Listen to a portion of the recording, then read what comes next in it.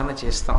ఆ విఘ్నేశ్వరుడికి ఎన్నో రూపాలు ఉన్నాయి. మహాగణపతి, లక్ష్మీ గణపతి, విద్యా గణపతి, విజయ గణపతి, శక్తి గణపతి, ఉచ్ఛిష్ట గణపతి, హేరంబ గణపతి, వరసిద్ధి గణపతి, ఇన్ని రకాలైనటువంటి అవతారములు ఉన్నాయి ఆయనవి. అందులో శ్రావణ మాసంలో వరలక్ష్మీ వ్రతము అంటాం. వరలక్ష్మి అంటే అన్నిటినీ కూడా, వర అన్న మాటకు అర్థం ఏమిటంటే అన్నిటినీ కూడా ఇవ్వగలిగినటువంటి తల్లి.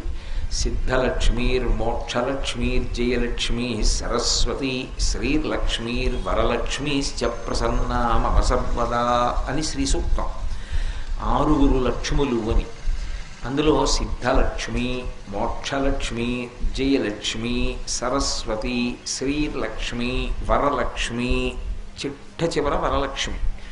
ఆ వరలక్ష్మిని శ్రావణ మాసంలో వరలక్ష్మీ వ్రతం ద్వారా ఆరాధన చేస్తారు.